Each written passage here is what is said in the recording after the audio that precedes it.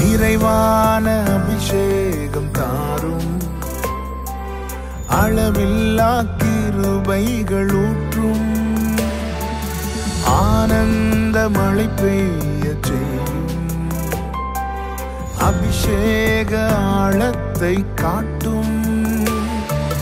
இயேசுவே இயேசுவே உம்மிடம் நான் வந்தேன். இயேசுவே இயேசுவே உம்மிடம் தான் கேட்கிறேன். இயேசுவே இயேசுவே. இன்றைய வாக்குத்தத்த வசனம்: கர்த்தர் கிருபையாய் ஒவ்வொருவரையும் சந்திப்பாராக. ரோமர் 15வது அதிகாரம் 2வது வசனம்: நம்மில் ஒவ்வொருவனும் பிறனுடைய பக்தி விருத்திக்கு ஏதுவான நன்மை உண்டாகும்படி அவனுக்கு பிரியமாய் நடக்க கடவன். கர்த்தருக்கு மகிமை உண்டாவதாக. அருமையான வார்த்தை. வேதம் அழகாய் நம்மை போதித்து வழி நடத்துகிறது. இங்கே என்ன சொல்லப்பட்டிருக்கிறது? பிறருக்கு பிரயோஜனம் உண்டாக நடக்க வேண்டும். நீதிமொழிகள் 3:27 இந்த வார்த்தை அருமையா இப்படி சொல்லப்பட்டிருக்கிறது: நன்மை செய்யும்படி உனக்கு திராணி இருக்கும்போது அதை செய்யத்தக்கவர்களுக்கு செய்யாமல் இராதே. நன்மை செய்ய நமக்கு திராணி இருக்கிறதானால் நன்மை யாருக்கு தேவைப்படுதோ அவங்களுக்கு செய்ய வேண்டும் என வேதம் காண்பிக்கிறது. இப்படிப்பட்ட நற்கிரியைகள் யாரில் வெளிப்படுகிறதோ அது நிமித்தம் அவர்களில் பிதா மகிமைப்படுகிறார் என்று ஆண்டவராக இயேசு கிறிஸ்து தெளிவாக சொல்லி இருக்கிறார். நற்கிரியைகள் நம்மில் வெளிப்படுவதாக, பிறருக்கு பிரயோஜனம் உண்டாக, பிறருக்கு நன்மையாக நம்முடைய ஓட்டம் முடியும் போது 4 பேராவது சொல்லணும், இவங்களால நான் நன்மை பெற்றேன், இவர்களால் நான் போஷிக்கப்பட்டேன், இவர்கள் எனக்கு செய்த உதவி மிகப்பெரியது, இவர்களால், இவர்களுடைய உதவியால், இவர்களுடைய நற்கிரியைகளால் நான் இயேசுவை கண்டேன், நான் இயேசுவை அறிந்து கொண்டேன் என பிறர் சாட்சி சொல்லத்தக்கதாய் நம்முடைய ஓட்டம் இருக்க வேண்டும், நம்முடைய கிரியை இருக்க வேண்டும் என பரிசுத்த ஆவியானவர் பவுலை கொண்டு இதை எழுதி வைத்திருக்கிறார். பிறருக்கு நன்மை உண்டாக.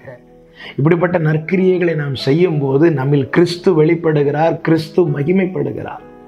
ஆண்டவராகிய இயேசு கிறிஸ்துவனிடத்தில் வந்த ஒருவனிடத்தில் இயேசு ஒரு உவமையை சொல்லுகிறார்.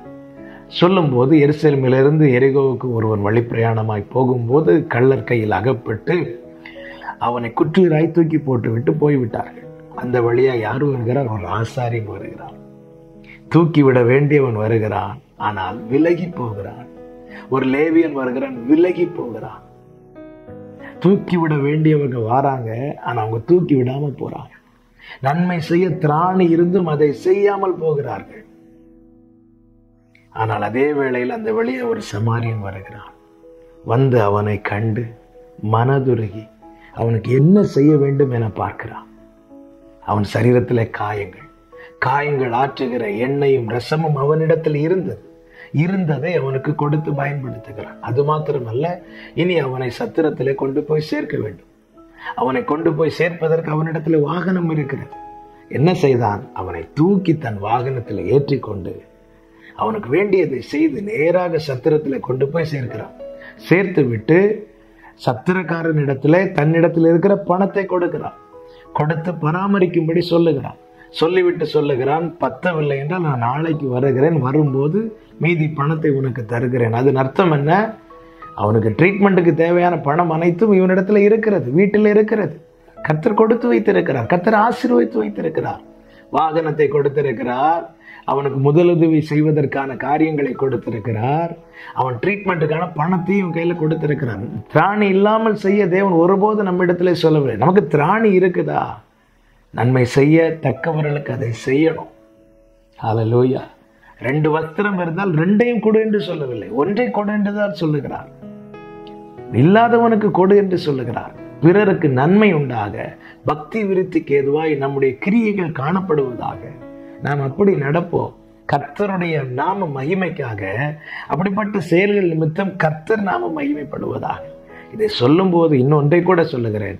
அப்படி ஏதாவது நீங்கள் பிறருக்கு உதவி செய்யும் போது தயவாக அதை போட்டோ எடுத்து எங்கேயும் ஷேர் பண்ணாதீங்க, எங்கேயும் போடாதீங்க. ஆமேன். அதுக்கு நீங்கள் செய்யாமலே இருக்கலாம். ஆமேன். இன்னாருக்கு நான் உதவினேன் என்று ஒன்றும் வேண்டாங்க. நம்முடைய கணக்கு கர்த்தருடைய புஸ்தகத்தில் இருக்கட்டும். அவர் ஒன்றை மறந்து விடுவதற்கு அநீதி உள்ளவர் அல்ல. நம்ம ஃபோட்டோ எடுத்து போட்டால் 4 லைக் எக்ஸ்ட்ரா கிடைக்கும், அவ்வளோதான். போடாமல் இருந்தால் பரலோகத்தில் நிறைய லைக் கிடைக்கும். அவர் தம்முடைய புஸ்தகத்தில் எழுதி வைத்திருப்பார். வலது கை செய்வது இடது கை அறியாது இருக்கும்படிக்கு நாம் செய்வது அந்தரங்கத்தில் இருக்கட்டும். அந்தரங்கத்தை பார்க்கிற பிதா இருக்கிறார். அவருக்கு மகிமை உண்டாக, பிறருக்கு பிரயோஜனம் உண்டாக நடப்போம்.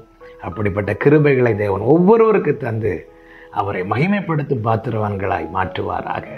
செபிக்கலாமா? எல்லாரும் கண்களை மூடி ஆண்டவரை பார்த்து கேளுங்க. ஆண்டவரை, பிறருக்கு பிரயோஜனம் உண்டாக, நன்மை உண்டாக என்னை நடத்துங்கப்பா. அப்படி எங்களை நடக்க பண்ணுங்கப்பா. இயேசுவின் நாமத்தில் பிதாவே, ஆமென்.